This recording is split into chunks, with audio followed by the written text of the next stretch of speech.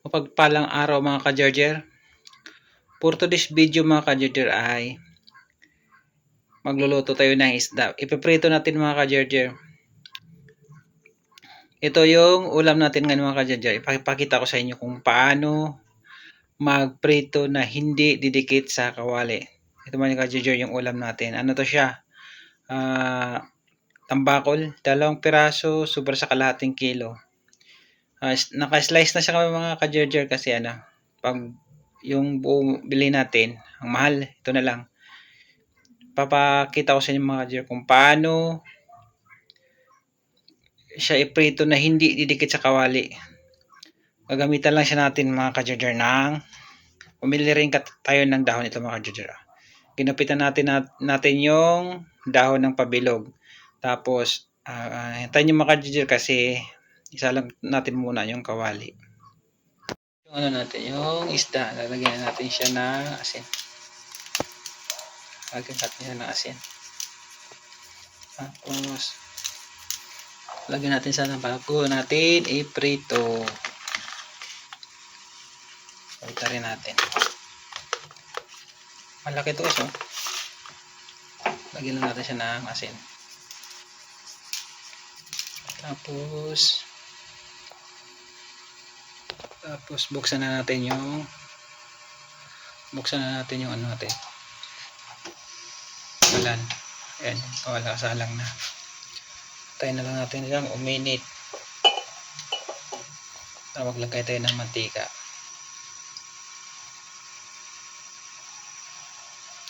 Tayo lang natin siyang umigit. And ay mga Jarger, pintayin natin siyang uminit.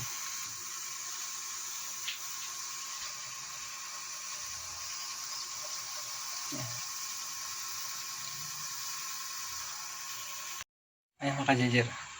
Ngayon, lagyan na natin siya ng mantika. Lagyan natin ng oil. Ayan. Tapos natin yung ilagay yung oil mga ka-Jarger. Ay lalagay natin yung ilagay natin mamaya yung dahon. Ayan.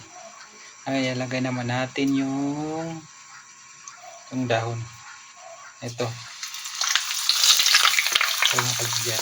Ilagay natin yung dahon. Ayan.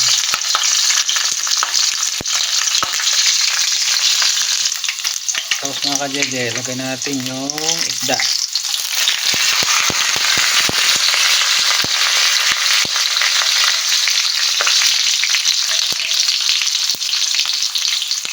Kaya isa-isa lang mga ka-Jarger kasi kasi malaki yung isda. Hintayin natin siyang mamula bago natin siya baliktarin. Nilagay na natin siya. Kaya natin siyang kumulo. Kaya dahon mga ka-Jarger ang nilalagay ko kasi yung dahon kasi makintab. Pag ilalagay mo yung isda taas na mantika, hindi siya dumidikit doon sa ilalim. Kaysa ilagay mo diretso sa kalalim, dumidikit talaga yung isda pag naano na siya. Pag naluluto, dumidikit. Yan, hindi siya didikit. Tingnan mo mamaya pag baligtad natin. Saglit lang. Mabaligtad rin na natin. Mabaligtad rin na natin mga ka-Jarger.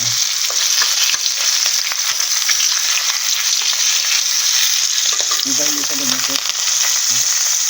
Ito ano sa ilalim. Diba? Hindi siya dumidikit. Hindi siya dumidikit sa mga ka-Jarger. Ganda ng luto.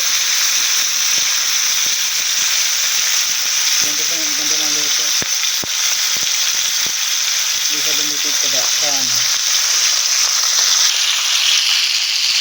Kaya ayusin lang natin siya dito. Maganda yung luto ng mga ka-Jarger. Hindi siya dumidikit. Kaysa diretso mo siyang ilagay sa kawali. Kung wala siyang dahon, dumidikit na yan. Ayan. Ay, tama. Hindi siya dumidikit. Kaya masamay natin yung salang. So, maluto ito. Ito na mga kajir, luto. Ito na mga kajir, luto na. Kukunin na natin.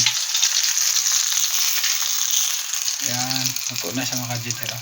Ang ganda ng pagkaluto. Hindi siya sunog yan. Kunin na natin mga kajir. Salang natin yung isa. Ayan ito. Diba? Ayan mga kajir, salang natin yung isa.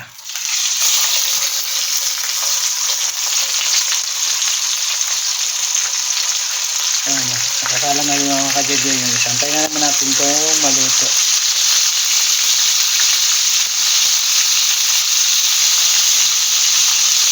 Ayan mga kajir. Maganda kasi mga kajir pag may dahon kasi maganda yung luto niya saka hindi siya sunog. Ayan. Ayan mga kajir. Kaya ito ko mga kajir. Ito ang ginagamit ko, dahon ng saging. Pag sa isda. Maganda yung na yun. Nagaluto ng isa saka hindi dumidikit. Pag dumikit kasi yung isda, ang hirap tanggalin. Mas maganda pag may dahon kasi saglit lang siyang tanggalin yung isda. Hindi ka mahirapan pag babalik na rin mo siya. Itulad yung walang dahon. Ako, pag dumikit yung isda sa kawali, ang hirap tanggalin. Antayin natin mga dyan pag mabaliktad na. Mabaliktad na natin ito.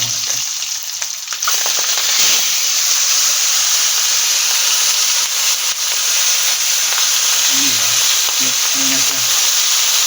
Malapit siyang maluto.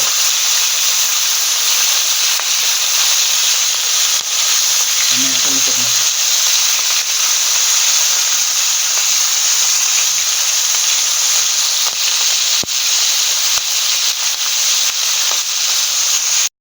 Ito na guys yun. Ito na oh. Ito na mga kajir, luto na siya. Diba? Maganda pagkaluto oh. Maganda siya pagkaluto. Maganda siya pagkaluto no. Ito yung ulam natin ngayon. Ano lang to, suka at saka toyo sele, okay na, bawi na. Basta gamitin nyo lang mga kajir ay dahon ng saging. Yun lang ang ilagay nyo bago kayo magprito ng ganitong isda or kahit yung mga galunggong pwede din yun para hindi siya dumikit sa kawali. Sayang pag dumikit, nadudurog. Maganda ng ganito kahit anong mo, hindi siya nadudurog, buo pa rin siya, di ba? Kasi hindi siya dumikit sa kawali at may dahon siya ng saging. Ito na, hanggang dito na lang idol. Hanggang dito na lang. Saka sarap to sarap to sa manghang.